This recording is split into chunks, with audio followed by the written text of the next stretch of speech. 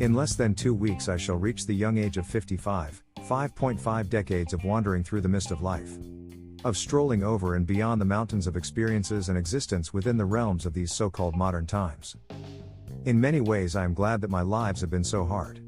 They started on October 5, 1957, when I was born a blue baby under a blue moon to parents too young to comprehend what my path through life would entail.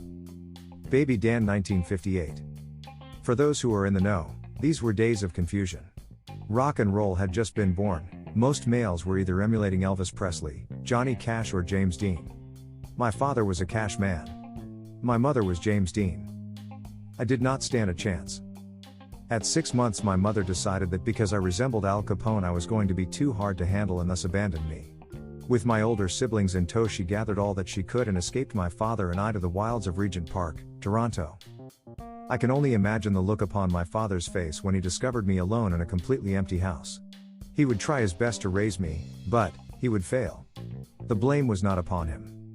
It laid in the confounds of an accelerated society. The times were changing and with him being but a mere youth himself, failure was imminent. The next 10 years of my life are lost to me. Blanked out by the violence and loneliness of the many relatives and foster homes I was to be shuffled from.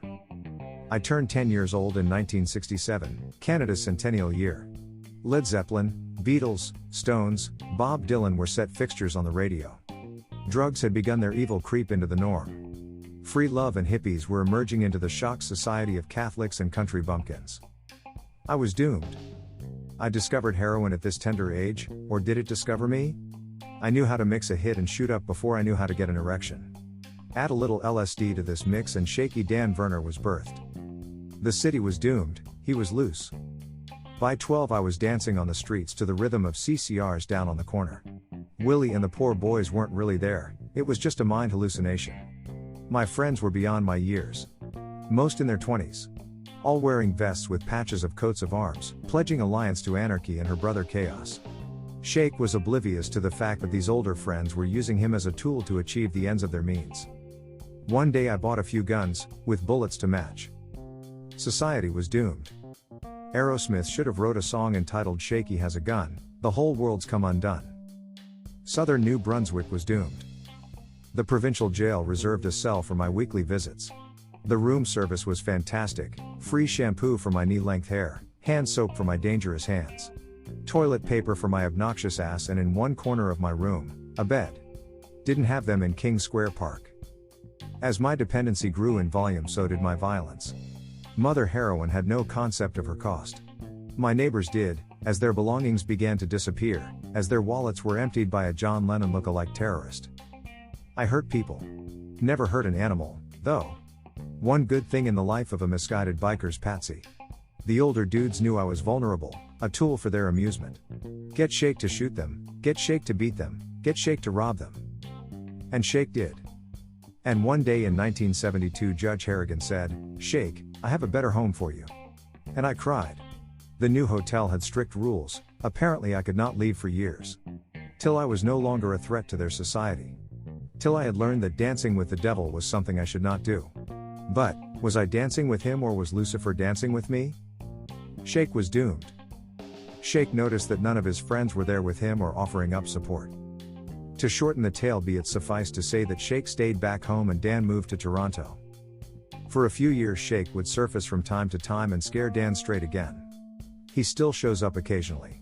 Dan had a few close calls, knocked a police officer out for calling my friend the N-word, a few bar fights that never should have happened. But, a hard life is what I was best at. Survival of the sickest? The fittest? The loneliest? Nah, it was just survival. Shaky Dan 1981. Exclamation mark 981 came along bringing children into Dan's realm. Dan changed. The city changed. The world changed. Dan worked, Dan played and Dan discovered that love was more than just an illusion. The hardships never stopped. Dan was not doomed. Dan struggled with his demons and those of the people in his realm. Dan still struggles. Dan has it very hard. Dan still has children. Dan does what he must to assure his children, his friends, his neighbors and people in general do not have to live the hard life he has. At 55 Dan has a deceased child who would have been 40 years old now, a full-grown son of 31, Another who is 22 and a special gift of one 9-year-old son. Dan is joyed by this. Dan's sons have it hard. Dan's sons are not doomed. Dan has suffered many trials and tribulations, 7 times dead, twice divorced from unfaithful drug-addicted ladies. Knocked down by injuries at 42. 2 times wrestled with the big C. A walking relapse many times to the world of chemical addictions. Every day has pressures, every day has hardship, every day Dan appreciates the rising of the sun and the settling of the moon. Dan's not doomed. Dan gets lonely. To quote Jedi mind tricks, to live alone one must be an animal or a god. Dan is one of God's animals.